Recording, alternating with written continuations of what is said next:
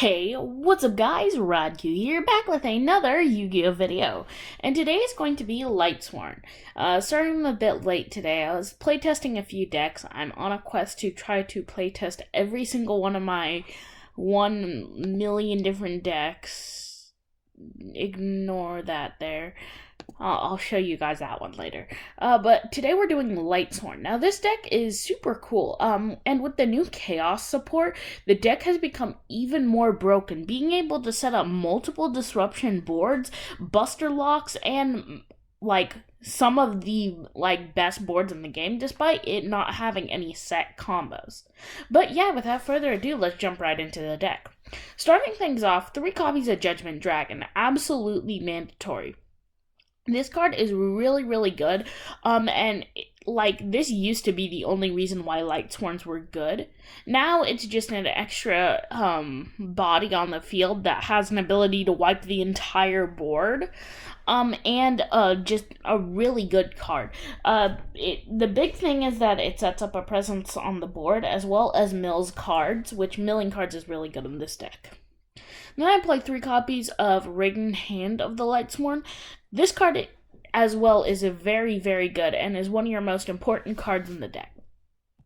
So its effect is, during the main phase you can send the top 2 cards of your deck to the graveyard, then if any Lightsworns are sent, gain 200.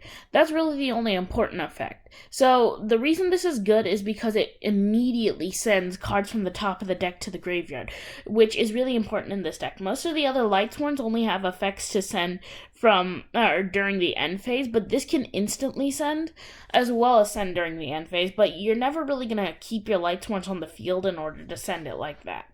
So 3 copies of Raiden is absolutely mandatory. Then I played 3 copies of Lumina. This as well, I'd say, is mandatory too. Once per turn, you can discard 1 card, target 1 level 4 or lower Lightsworn in your graveyard, special summon the target during the end phase, and the top cards of your deck to the graveyard. So this card is great for going into a Hakla Fibrax play, because you have plenty of tuners in the deck, including Archer, you have Minerva, and you have Raiden, which are all tuners that could potentially be milled. As well as the fact that you can discard, say you have these 2 cards in your hand, you can discard or use normal summon Lumina, use its effect to discard Raiden, then use Lumina's effect to send Raiden, or to special summon Raiden, use Raiden's effect to mill 2, then you could probably get a Felice or even a Wolf in the grave, and then you can combo off from there. These are some of your most important cards in the deck, and I suggest playing 3 copies of them. Then I play 3 copies of a Wolf Lightsworn Beast. This cannot be normal summoned or set, must be special summoned by a card effect. If this card is sent from the deck to the graveyard, special summon it. So, on top of it having a really powerful body of 2100, which isn't super important, but it's still kind of decent, it has a great effect to special summon itself. And with the Raiden and your other Lightsworn cards that can easily mill during your turn, you can easily get this in the graveyard. Plus, it's just really good in general. Then I played 2 copies of Minerva. Minerva is also pretty good because it can search your Judgment Dragon, as well as the fact that it's a tuner to set up on the field. Not the most important thing, but it's still kind of decent to be able to go into synchro plays. 1 copy of Felice Lightsworn Archer. This card's kind of decent. It's similar to Wolf in the fact that it must be special summoned by card effect, then if it's sent by card effect, you can special summon it. But its secondary effect is if you contribute this card, then target 1 monster your opponent controls, destroy that card, then send the top 3 cards of your deck to the graveyard. Personally, I like Felice better than Wolf, but I feel like Wolf is better for combo plays, just because it can set up a bigger body on the board, and if it comes to it, that it can actually clash with your opponent. So I decided to just play 1 copy of Felice, because you don't want to have too many of these mill then special summon cards, or else you'll end up bricking with them. And then rounding off the Lightsworn cards, 1 copy of Lumina Lightsworn Shaman. Once per turn, you can banish one Lightsworn from your hand or graveyard, then target one banished Lightsworn monster except this card, special summon it. Once per turn, if another Lightsworn monster effect is activated, send the top 3 cards of the deck to the graveyard. Very powerful effect, and it was the only Twilight Sworn that I wanted to play. Just because, like, it's one of the best ones, and I just prefer playing it at 1 copy. Like, if you really wanted to, you could play it at more, but I needed a dark option so that I could fuel my chaos plays, as well as the fact that it's just a decent card to mill. Then I play 1 copy of White Dragon Wyvern Burster and 1 copy of Black Dragon Collapse Serpent. These cards are also really, really important, just because it sets up cards in the graveyard as well as gives them a free special summon. And really this just sets up some great graveyard plays. Especially since if you mill one of them, you can search the other one, which is super, super good. Then I play 1 copy of Performage Trick Clown and 1 copy of Plague Spreader Zombie. These cards are really easy to special summon after they've been milled. They're like some of the biggest non-Lightsworn cards you can play in the deck.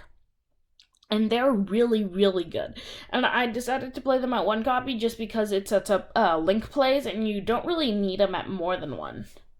So going into the Chaos cards, 2 copies of Chaos Dragon Legionnaire. You don't really want to draw into this immediately. You want to set up a board presence. You want to get rid of some cards from the deck.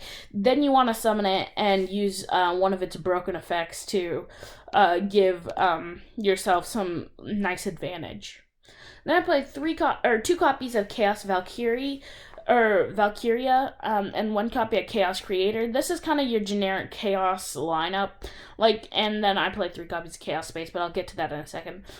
Really, it's important to have these both at this ratio, just because Chaos Creator is searchable, and you don't want to brick with too many Chaos cards, and Valkyrie is a bit better, even though Chaos Creator has a better effect. This card's just a bit easier to use.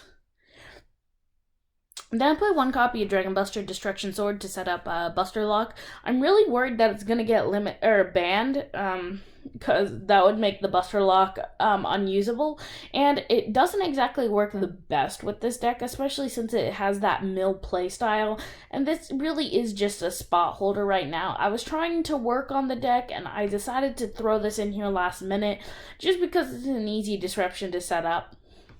And, again, it really clashes with this deck's playstyle of milling, because if this gets sent to the graveyard, your Buster Lock is useless, but really I just needed a placeholder, like I said. 1 copy of Upstart to Up Consistency, 1 copy of Monster Reborn, because this deck mills everything, and you need a Monster Reborn. 1 copy of Card Destruction, because sending cards from your hand to the graveyard still works as well, just because you can draw a ton of cards, and have the ability to get rid of cards in your hand to set up plays with Judgment Dragon. I play 2 copies of Pot of Desires. Pot of Desires is always really good, just for instant satisfaction. I play 3 copies of Chaos Space. This searches all your Chaos cards, and is really, really good. Plus, it sets up light or darks in the graveyard, which can continue your plays really well if you brick with a different one in your hand. Play 3 copies of Charge of the Light Brigade. This card's really good just because it can search your Raiden, and it sends the top 3 cards to the graveyard, which is really, really good. Then, rounding off the main deck, 3 copies of Solar Recharge. This is a pot of greed for the deck. It's amazing.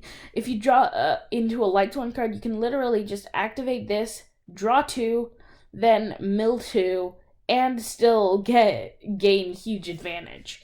So, yeah, that's it for the main deck. Moving into the extra deck. Play 1 copy of Michael, just because it's a good synchro target for your level 7 plays. I play 1 copy of Judgment, the Dragon of Heaven, just because it's just a decent card. 2 copies of Chaos Ruler, the Chaotic Magical Dragon. Really important for the Chaos engine. and really good in this deck. One copy of Borreload Savage Dragon for negation purposes. I played 2 copies of Minerva the Exalted Lightsworn. I was thinking about playing this at 3 copies, but I decided against it just so that I could do some other stuff with the extra deck. This card's really, really good. Like, it's one of the best cards in the deck. Being able to mill 3 instantly, being able to get a bunch of draws and set up a 2k beat stick on the field is really good. 1 copy of Hope Harbinger, because this deck can actually set it up pretty easily. 1 copy of Curious Lightsworn Dominion, just because it's the Lightsworn Link monster. 1